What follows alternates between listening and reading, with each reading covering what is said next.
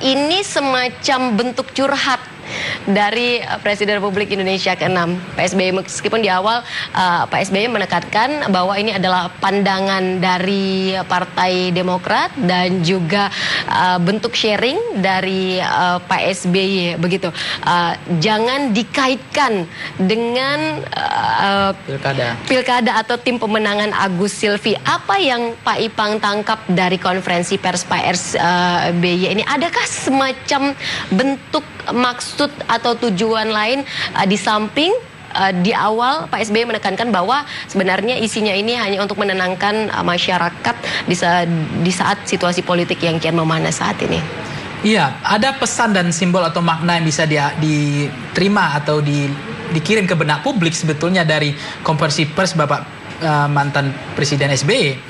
Sebetulnya ini momentum yang saya katakan, lagi-lagi dari awal saya sudah mengatakan, konferensi pers itu mesti memang dilakukan oleh Presiden Jokowi untuk memastikan bahwa apa sikap-sikap Presiden terkait dengan polemik ada selang sengkarut persoalan penistaan agama dan keberagaman itu. Cuma memang momentum ini ternyata diambil secepat ini oleh SBY, terlepas apa pesan-pesan disampaikan Bapak SBY, misal saja pertama curhatnya di situ masalah TPM, masalah rumahnya 9 triliun, kemudian masalah bagaimana anaknya dikait dengan dengan pilkada misalnya. Cuma ada beberapa pesan selain curhat, ya tentu ada klarifikasi sebetulnya. Tidak benar yang ini 9 triliun, kemudian rumah, kemudian persoalan bahwa karena anaknya ikut pilkada, dia tidak menginginkan ingin Ahok tersangka misalnya. Tapi ada yang mengejutkan, saya kira sangat cukup bagus ketika SBY mengatakan, saya ingin ada 3 calon untuk bertarung gitu. Artinya ini adalah sebuah pendapat yang bijak ketika Pak SBY menyatakan bahwa pilkada 2017 nanti tetap harus diikuti oleh 3 pasangan calon. Iya, saya kira memang kebijakan yang luar biasa, kebijaksanaan Bapak SBY mengatakan bahwa kalau 2 calon nanti pasti akan menjadi, kan nggak ada Gubernur Ahok yang bertarung. Cuma kalau ada 3 calon yang berkontestasi dalam kontestasi elektoral, itu akan efeknya cukup bagus. Meskipun bahwa terjadi kontestasi elektoral yang cukup elegan. Meskipun menurut Pak SBY proses hukum masih harus tetap berlanjut. Ya, proses hukum tetap berlanjut. Nah, saya kira itu penting untuk kepastian bahwa hari ini kan Bapak Presiden Jokowi SBY juga sebetulnya tidak menyerang Bapak Presiden Jokowi.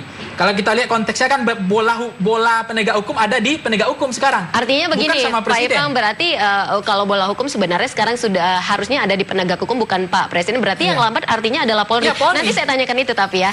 Pak Ipang, sesaat lagi tetaplah bersama kami di Special Report.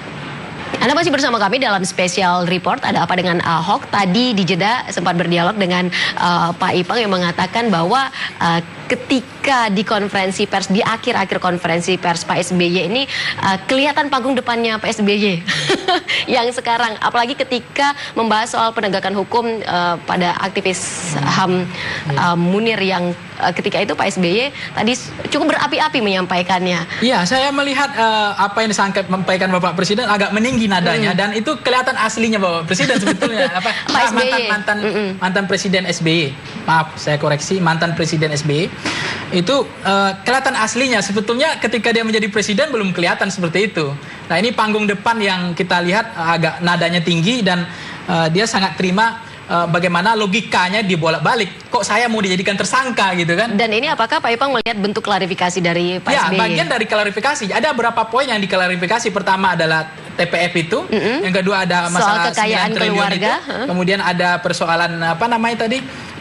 Agus Harimurti. Ya, Agus, bahwa dia dalang atau otak dibalik mendanai kampanye aksi demonstrasi. Jadi sebetulnya begini, ada beberapa poin-poin penting yang bisa saya ambil konteksnya. Pertama, itu terkait intelijensi yang dikritiknya, bahwa dia ingin membandingkan, mengkomparasi bahwa intelijensi dia lebih baik gitu, dianggap dibandingkan intelijensi zaman rezim sekarang. Menurut dia seperti itu. Jadi ini curhat dia, akan dia menyatakan akan sangat berbahaya informasi yang diterima itu error, salah gitu kan.